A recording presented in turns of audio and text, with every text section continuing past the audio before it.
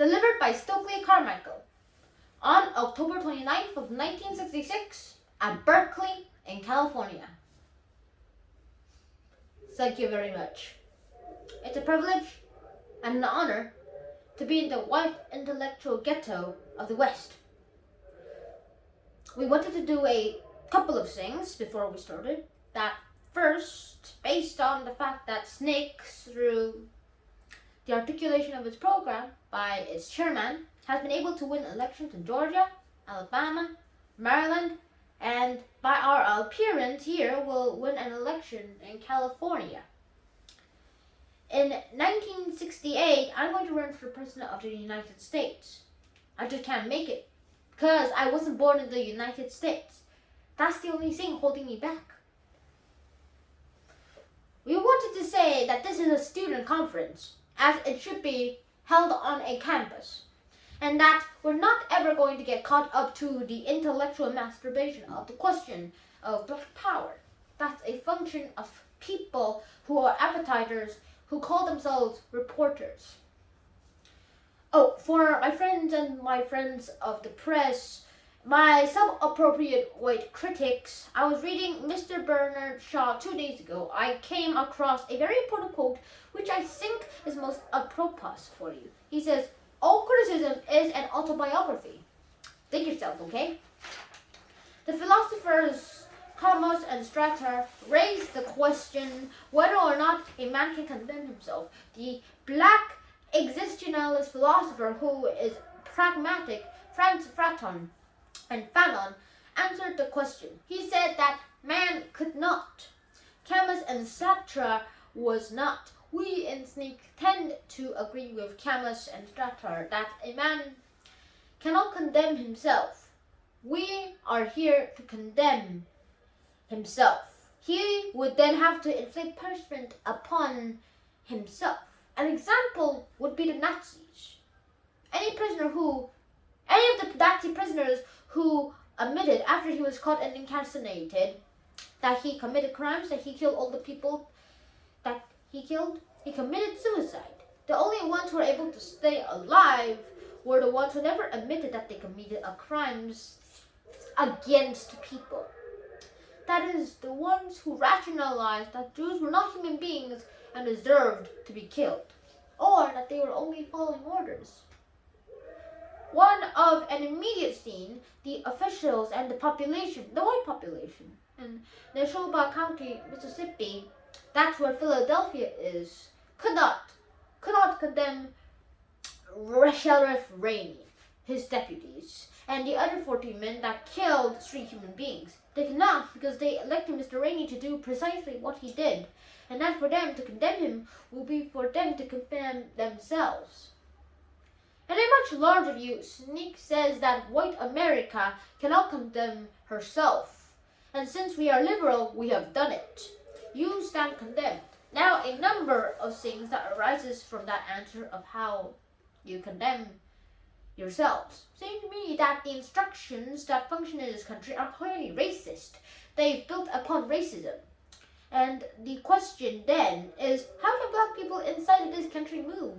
And then, how can white people who say they're not a part of those institutions begin to move? And how then do we begin to clear away the obstacles that we have in this society that make us live like human beings? How can we begin to build institutions that allow people to relate with each other as human beings?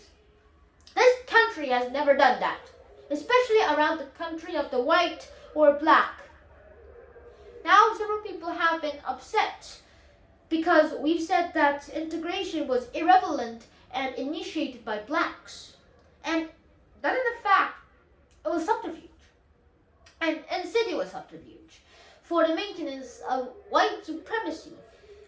Now, we mentioned that in the past 6 years or so, for the maintenance of white supremacy, this country has been feeding us a thalidomide drug of integration, and that some Negroes have been walking down a dream street talking about sitting next to white people, and that does not begin to solve the problem. That when we went to Mississippi, we did not go to sit next to Ross Barnett. We did not go to sit next to Jim Clark. We went to get them for our way. And that people ought to understand that we never fighting for the right to integrate. We were fighting against white supremacy. Now then, in order to understand white supremacy, we must dismiss the fallacious notion that white people can anybody their freedom. No man can anybody his freedom. A man is born free. You may enslave a man after he is born free. And that is, in fact, that this country does. It enslaves black people after they're born, so that the only acts that white people can do is to stop denying black people their freedom. That is, they stop denying freedom. They never give it to anyone. Now we want to take that to its logical extension, so that we could understand then what its relevancy would be in terms of new civil rights bills. I maintain that every civil rights bill in this country was passed for white people, not black people. For example, I am black. I know that. I also know that I'm a black as well as a human being, and therefore I have the right to go into any public place. White people didn't know that. Every time I tried to go into the place, they stopped me. So some boys had to write a bill to tell that white man, he's a human being, don't stop him. That bill was for that white man, not for me. I knew it all the time. I knew it all the time. I knew that I could vote, and that wasn't a privilege. It was my right. Every time I tried to, I was shot, killed, or jailed, beaten, or economically deprived. So somebody had to write a bill for the white people to tell them, when a black man comes to vote, don't bother him. That bill, again, was for not for black people. It was for white people. So that when you talk about open occupancy, I know I can live any place I want to live. It is white people across this country who are incapable of allowing me to live where I want to live. You need a civil rights bill, not me. I know I can live where I want to live. So that failures to pass a civil rights bill isn't because of black power, isn't because of the Student Nonviolent Coordinating Committee. It's not because of the rebellions that are occurring in major cities. It is the incapability of the whites to deal with their own problems inside their own communities. And this is the problem of the failure of the Civil Rights Bill. And so in a larger sense, we must ask, how does the black people move? And what do we do? But the question in a greater sense is, how can white people who are the majority and who are responsible for making democracy work, make it work? They have miserably failed to this point. They have never made democracy work, be it inside the United States, Vietnam, South Africa, Philippines, South America, Puerto Rico. Wherever America has been, she has not been able to make democracy work. So that, in a larger sense, we not only condemn the country for what it's done internally, but we must condemn it for what it does externally. We see this country trying to rule the world, and someone must stand up and start articulating that this country is not God and cannot rule the world. Now then, before we move on, we ought to develop the white supremacy attitudes that were either conscious or subconscious, sought, and how they run rampant around and through the society today. For example, the missionaries were sent to Africa.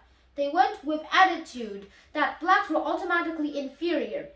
As a matter of fact, the first act the missionaries did, when they got to Africa, was to make us cover up our bodies, because they said it got them excited. We couldn't go bare-breast anymore because they got excited. Now, when the missionaries came to civilize us, because we were uncivilized, educate us because we were uneducated, and give us some literate studies because we were illiterate, they charged a price. The missionaries came with a Bible, and we had the land. When they left, they had the land, and we still have the Bible. And that has been the rationalization for the Western civilization civilization as it moves across the world and stealing and plundering and raping everybody in its path. Their one rationalization is that the rest of the world is uncivilized and that they are, in fact, civilized. And they are uncivilized. And that runs on today because what we have today is what we have to call modern day Peace Corps missionaries. And they come into our ghettos and they head start, upward lift, bootstrap and upward bound us into white society. Because they don't want to face the real problem, which is a man is poor for one reason and one reason only. Because he does not have money, period. If you want to get rid of poverty, you give people money, period. And you ought not to tell me that people who didn't work, and you can't people giving money without working. Because if that's true, you'd have to start stopping Rockefeller, Bobby Kennedy, Lyndon B. Johnson, Lady Bird Johnson, the whole of Standard Oil, the Gulf Corps, all of them. Initially, probably a number larger than the board of trustees of this university. So, the question then, clearly, is not whether or not one can work. It's who has power?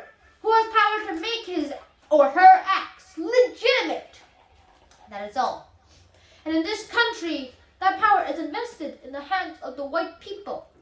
And they make their acts legitimate. It is now, therefore, for black people to make our acts legitimate.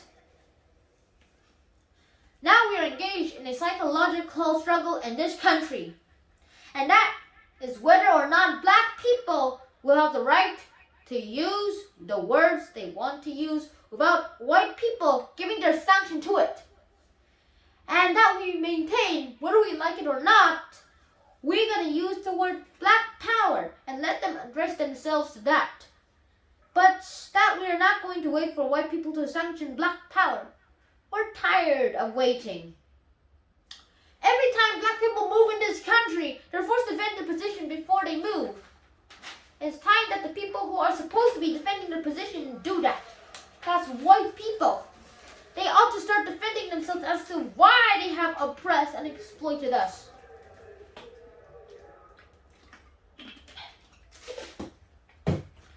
Now it is clear that when this country started to move in terms of slavery, the reason for a man being picked as a slave was one reason. Because of the color of their skin. And one of the black was automatically inferior and human and therefore fit for slavery. So the question of whether or not we are individually suppressed is nonsensical and it's a downright lie. We are oppressed as a group because we are black, not because we are lazy, not because we're apathetic, not because we're stupid, not because we smell, not because we eat watermelon, and not because we have a good ribbon. We are oppressed because we are black. In order to get out of that oppression, one must wield the group power that one has, not that the individual power which this country then sets the criteria under when a man may come into it. That is what is called this country when sets the criteria under which a man may come into it.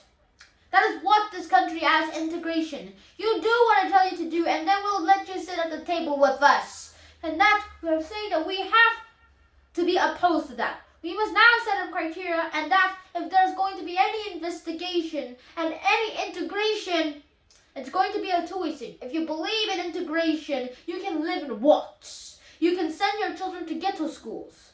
Let's talk about that. If you believe in integration, then we're going to start adopting us some white people to live in our neighborhoods. So it is clear that the question is not one of integration or segregation. Integration is a man's ability to want to move in there by himself. If someone wants to live in a white neighborhood and he is black, that is his choice. So it should be his rights. It is not because white people will not allow it. So vice versa. If a black man wants to live in the slums, that should be his right. Black people will let him. That is the difference. And it's a difference on what this country makes a number of logical mistakes when they begin to try to criticize the program articulated by Snake. Now, we maintain that we cannot be afford to concern about 6% of the children in this country. Black children who you allow to come into white schools. We have 94% of them to be concerned about. Then, two, the question is, are we willing to be concerned about those 94%? Are we willing to be concerned about those 94%? You ought to be concerned about them too. The question is, are we willing to be concerned about those 94%? Are we going to be concerned about the black people who will never get into Berkeley, who will never get into Harvard, and cannot get an education, so you'll never get the chance to rub shoulders like to them and say, well, he's always as good as we are, he's not like he is? The question is, how can white society begin to move to see black people as human beings? I am black. Therefore, I am, not that I am black and I must go to college to prove myself.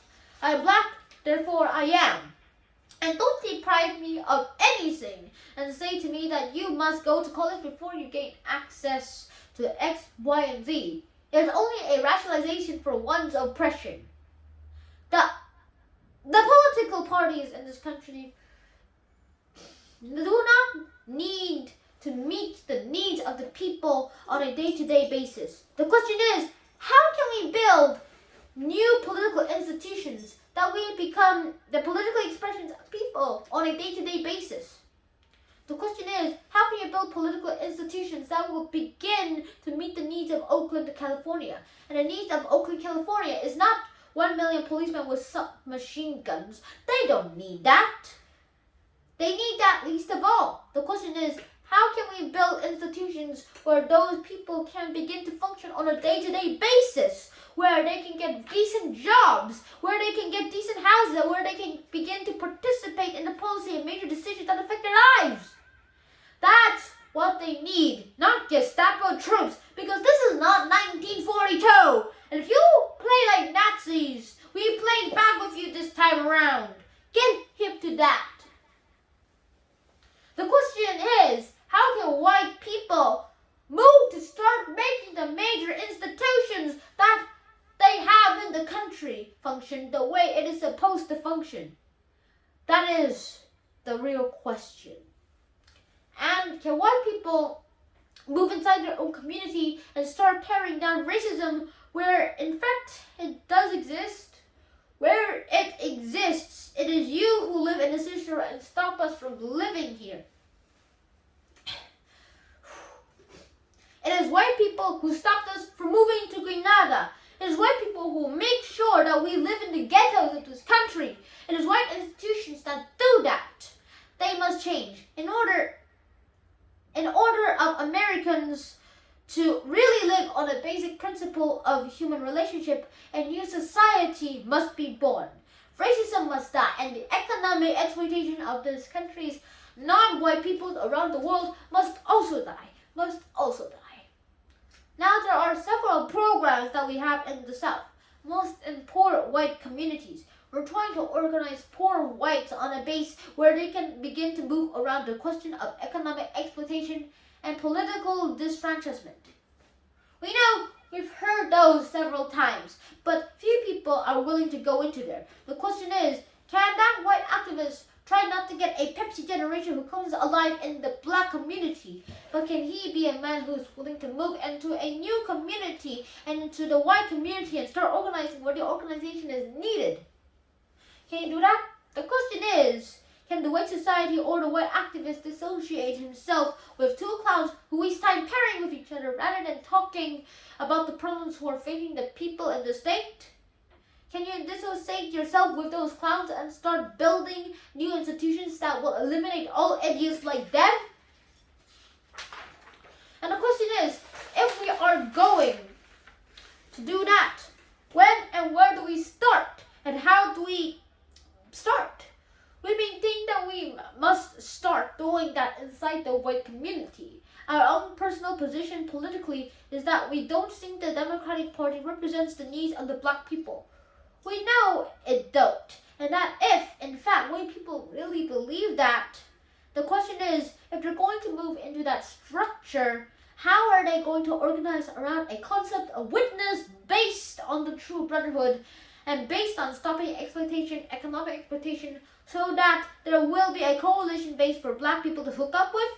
cannot form a coalition based on a national sentiment. And this is not a coalition. If you need a coalition to redress itself to real changes in this country, white people must start building those institutions inside the whole white community. And that is the real question. I think facing the white activists today, can they, in fact, begin to move in to and tear down the institutions which have put us into a trick bag that we've been into for the last hundreds of years? I don't think that we should follow what many people say, that we should fight to the leaders of tomorrow. Frederick Douglass said that youth might fight to be leaders today. And God knows we need a larger, since begin now, today, to start building those institutions and to fight to articulate our position, to fight to be controlling our universities. We need to be able to do that and to fight for our control, the basis institutions which perpetrate racism by destroying them and building new ones. That's the real question that faces us today. And it is the dilemma because most of us do not know how to work. And that excuse that most the white activists find is run into the black cemetery and the black community. Now we maintain that we cannot have white people working in the black community, and we mean it on a psychological ground. The fact that all black people often question whether or not they are equal to whites, because every time they start to do so, and every time they start to do something, white people are around showing them how to do it. If we are going to eliminate that for the generation that comes after us, then black people must be seen in positions of power, doing and articulating for themselves and for themselves.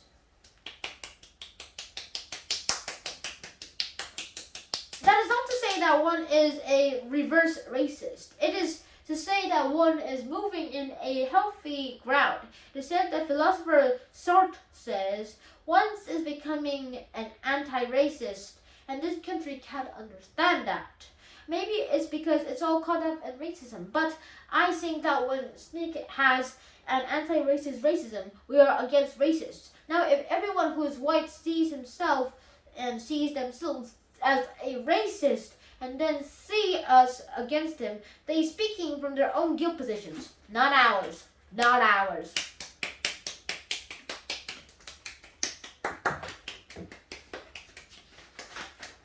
Now then, the question is, how can we move to begin to change what's going on in this country? I maintain, as we have in Sneak, that the war in Vietnam is illegal and immoral war. And the question is, what can we do to stop that war? What can we do to stop the people who, in the name of our country, are killing babies, women, and children? What can we do to stop them? I maintain that we do not have the power in our hands to depend and to change that institution, to begin to recreate it. So they learn to leave the Vietnamese people alone, and that the only power we have is the power to say, hell no, to a draft. We have to say to ourselves that there is a higher law than the law of racists named McNamara. There is a higher law than the law of fool named Rusk. And there's a higher law than the law of the buffoon named Johnson. It's the law of each of us. It's the law of each of us saying that we will not allow them to make us hired killers. We will stand pat. We will not kill anybody that they say kill. And if we decide to kill, we're going to decide who we're going to kill. And this country will only be able to stop the war in Vietnam when the young men who are made to be in the fight to say, hell no, we ain't going. Now then, there's a failure because the peace movement has been unable to get off the college campuses where everyone has a 2S and not going to get drafted anyway. And the question is, how can you move out of that white ghettos of this country, begin to articulate a position for white students who do not want to go? We cannot do that. It is something sometimes ironic that many of us in the peace groups have beginning to call us violent and they can no longer support us. And we are in fact the most militant organization organization for peace of civil and rights or human rights against the war in Vietnam and this country today, there isn't one organization that have begun to meet our stance of the war and against the draft in Vietnam. Because we not only say that we are against the war in Vietnam, we are against the draft. We are against the draft. No man has the right to take a man for 2 years and train has to be a killer. A man should decide what he wants to do with his life. So the question then is, it becomes crystal clear for black people, because we can easily say that anyone fighting in the war in Vietnam is nothing but a black mercenary. And that's all that is. Anytime a black man leaves his country where he can't vote to be supposedly delivered a vote for somebody else, he's a black mercenary. Anytime a black man leaves his country, gets shot in Vietnam on foreign ground, and returns home, you won't give him a burial in his own homeland. He's a black mercenary. A black mercenary.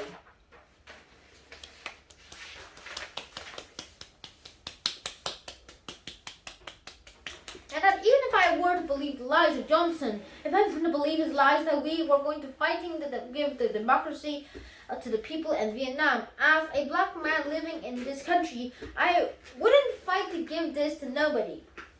I wouldn't give it to anybody. So that we have to use our bodies and our minds in the only way that we see fit. We must begin like the philosopher Camels to start and to come alive by saying no. And that is the only way and only act in which we begin to come alive. And we have to say no to many, many things in this country. There is then a larger sense. What do you do on the university campus? Do you raise questions about the 100 black students who were kicked off a couple of weeks ago? 800? And how does that question begin to move?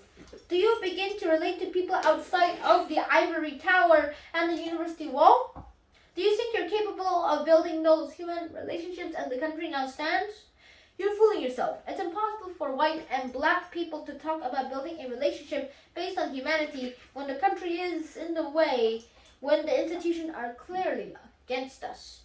We have taken all the myths of this country, we found them to be nothing but downright lies.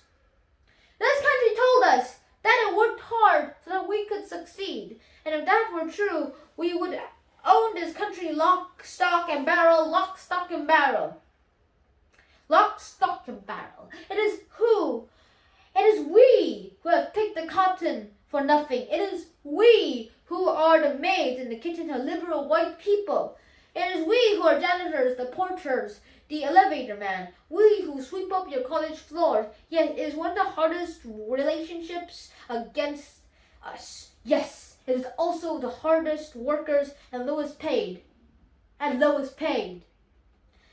the nonsensical people to start talking about human relationships unless they're willing to build new institutions.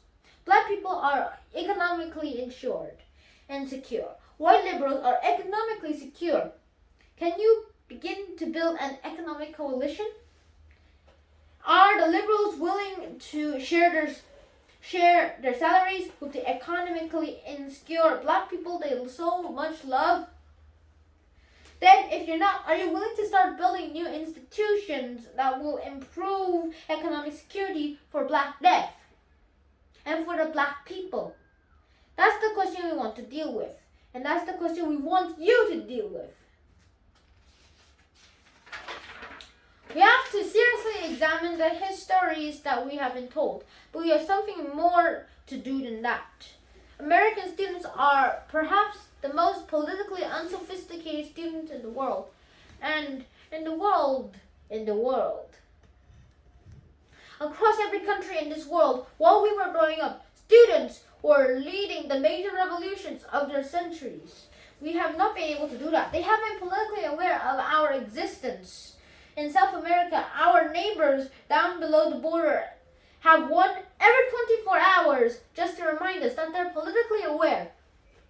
And we have been unaware and unable to grasp it because we've already moved in the field of morality and love while people have been politically living with our lives.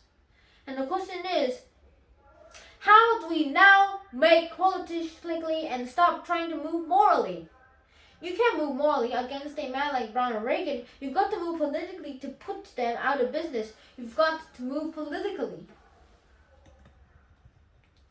And we have been unable to grasp it because we've already moved in the field of morality and love while people have been politically living with our lives.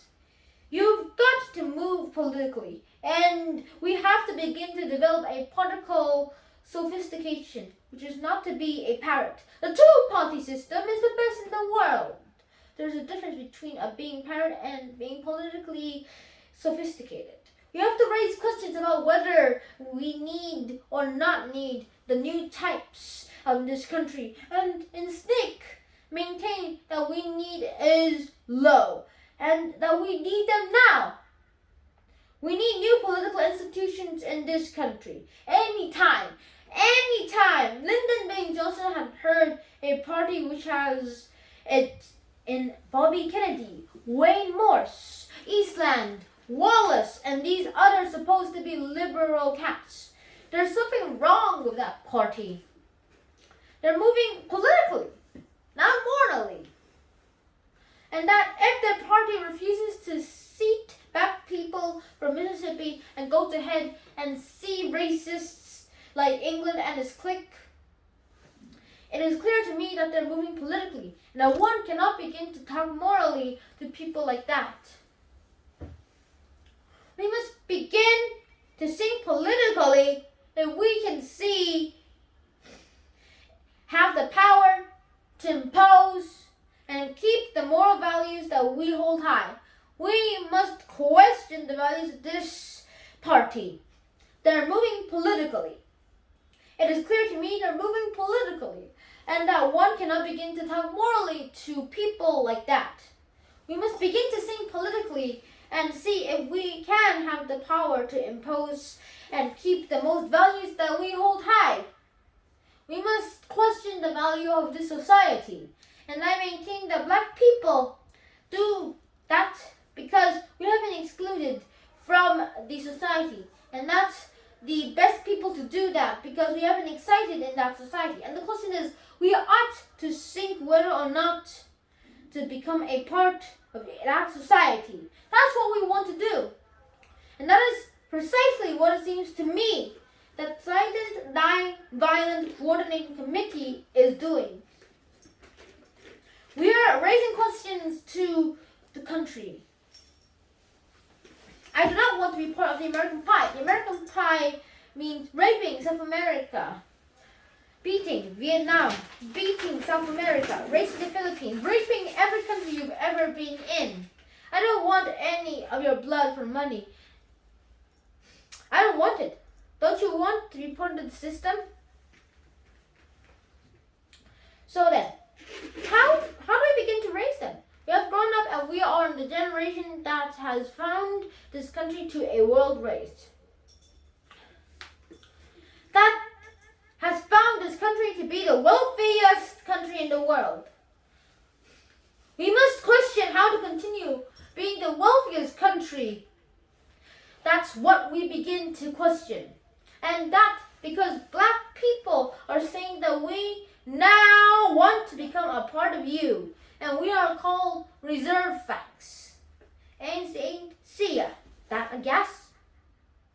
Now then, we want to touch on non-violence. We see that again as the failure of white society to make non-violence work. I was already surprised at Quakers who came to Alabama and counseled me overnight to be non-violent. But I didn't have the guts to stop talking to James Clark to be non-violent. That is where non-violence is preached. Jim Clark, not the black people. They have already been in the movement for many years. The question is, can white people conduct their non-violent schools in Jericho where they belong to be conducted and not to the black people in Georgia, Alabama?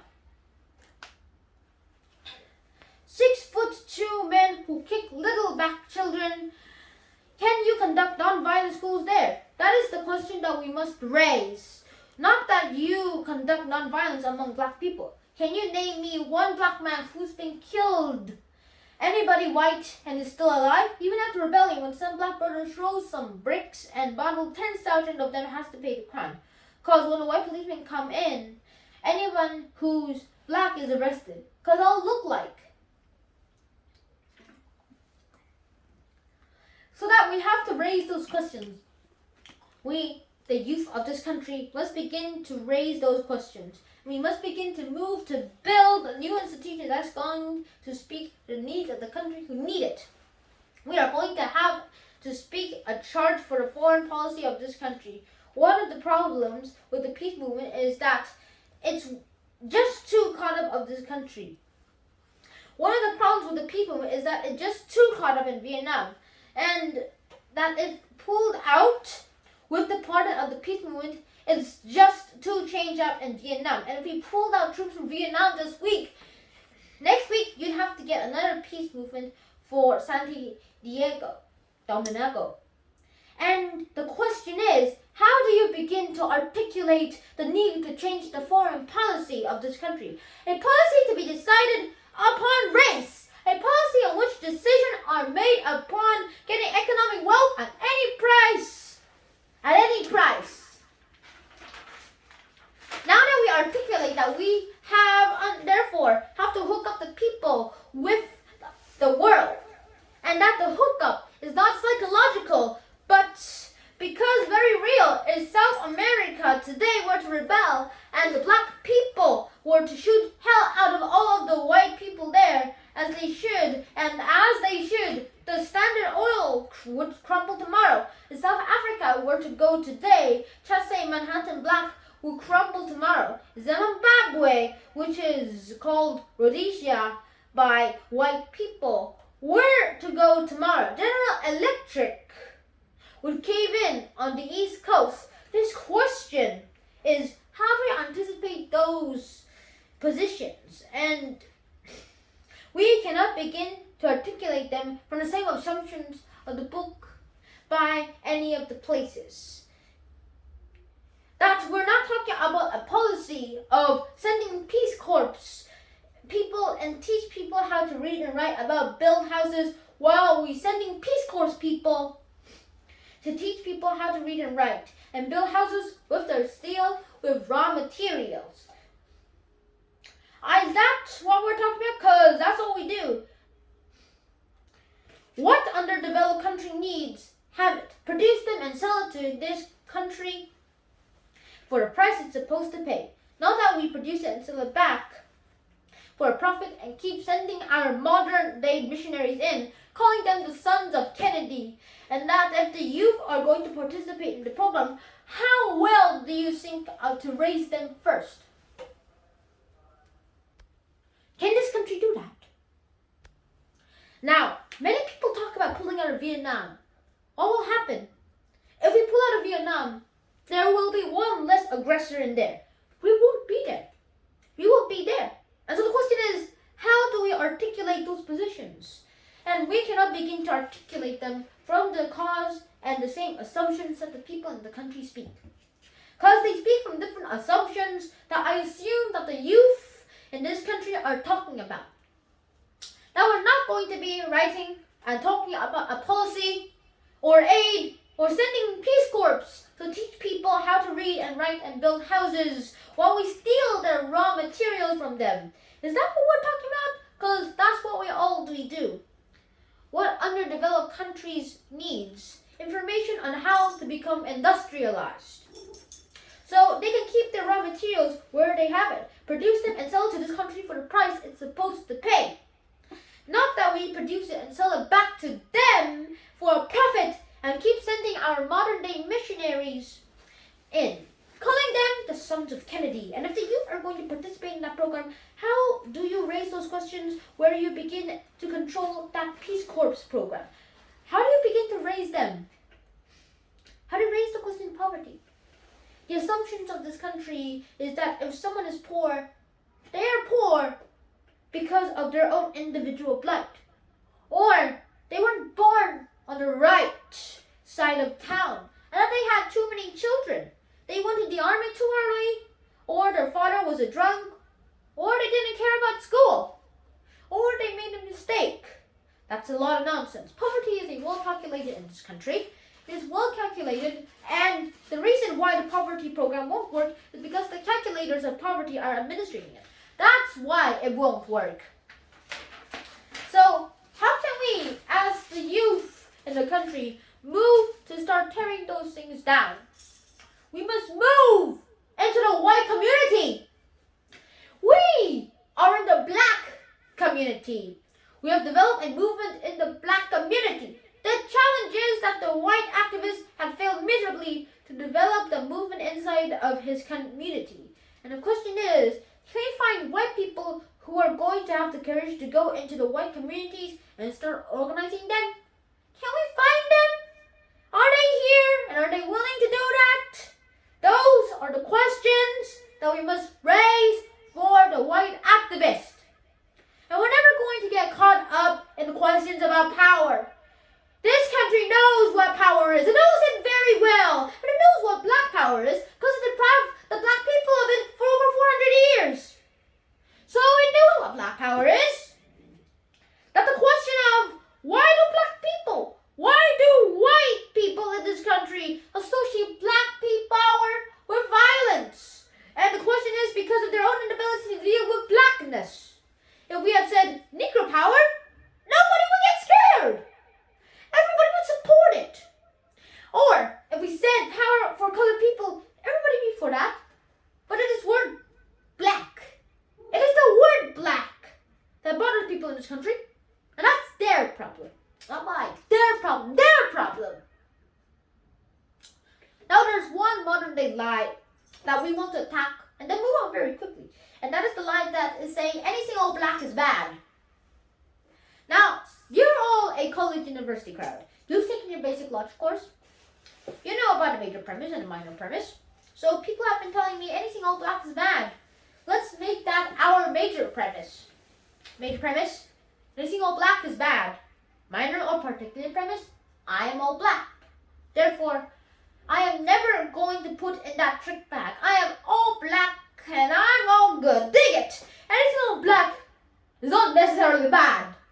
Anything all black is only bad when you use force to keep whites out. Now, that's what white people have done in this country. And that's their predicting and projecting on their fears and guilt on us. And we won't have it. We won't have it. Let them handle their own feels and their own guilt. Let them find their own psychologists. We refuse to be study therapy for this society more longer. We've gone mad trying to do it. We've gone stark, raving mad trying to do it. I look at Dr. King on television every single day. And I said to myself that there is a man who's desperately needed in this country. There's a man full of love. There's a man full of mercy. There's a man full of compassion.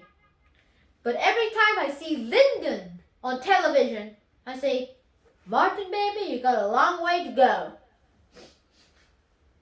So that the question stands as to what we are willing to do.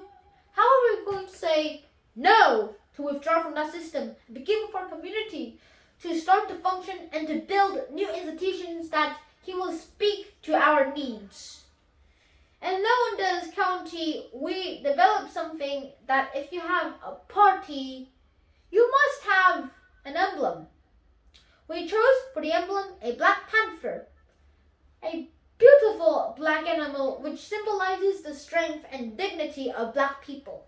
An animal that never strikes back until he's gone and looks so far into the wall. He's got nothing to do but spring out. Yeah, when he springs, he does not stop.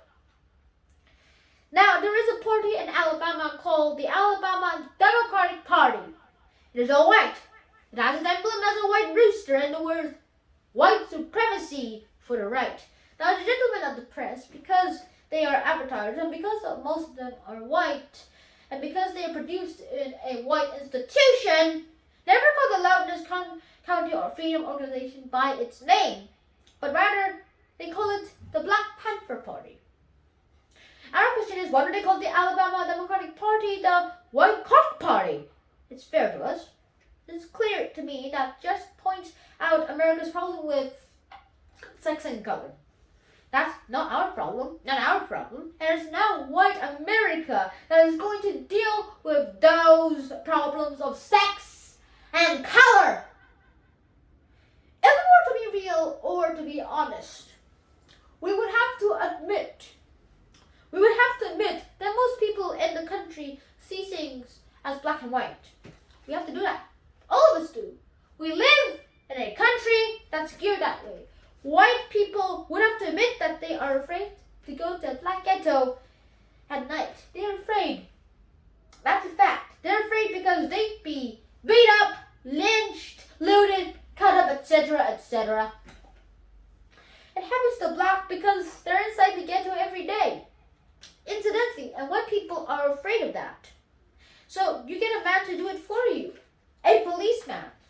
And now you figure this out, his mentality, when he's afraid of black people. The first time a black man jumps, a white man is going to shoot him. He's going to shoot him. So police brutality is going to exist on that level because of the incapability of that white man to see black people come together to live in the conditions.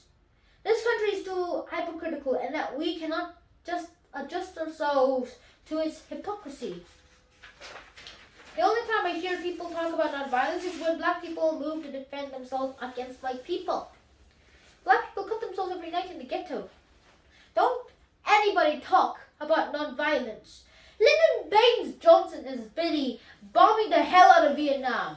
Don't nobody talk about nonviolence. White people beat up black people every day. Don't nobody talk about nonviolence. But as soon as black people start to move, the double standards come in along.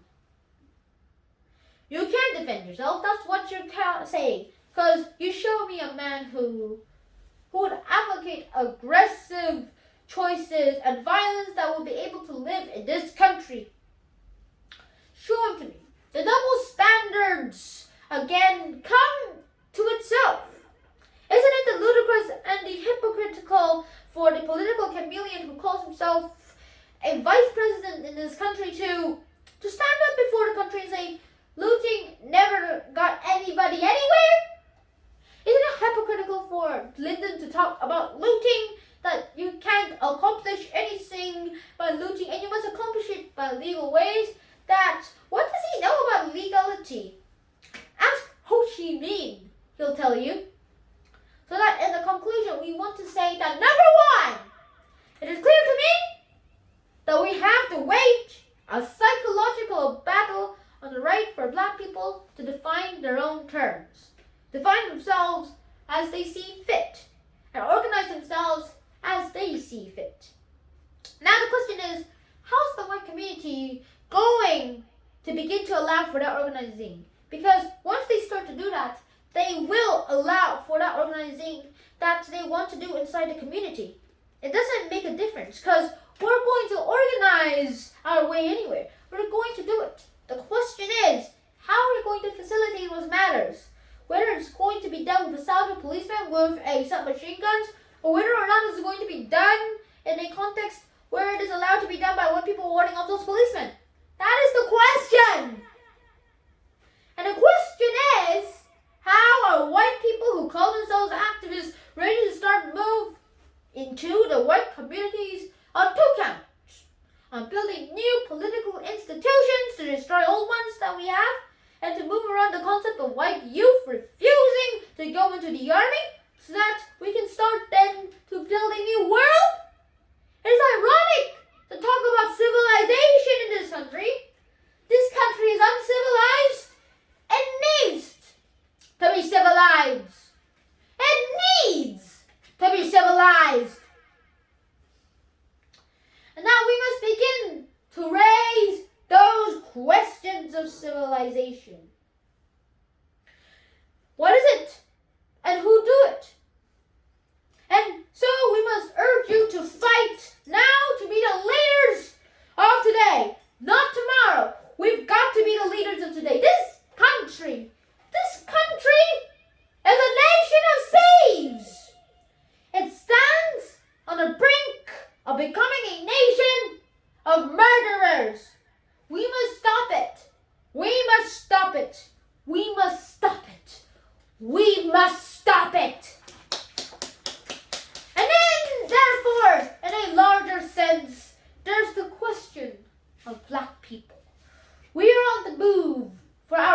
generation. We have been tired of trying to prove things to white people. We are tired of trying to explain to white people we're not going to hurt them. We're concerned with getting the things we want. The things that we want is to be able to function. The question is, can white people allow for that in this country? The question is, will people overcome the racism and allow for that to happen in this country? If that does not happen, overcome their racism and allow for that to happen in this country, and that does not happen, brothers and sisters. We have no choice but to say it very clearly. Move over. We're going to move on over without you. Thank you.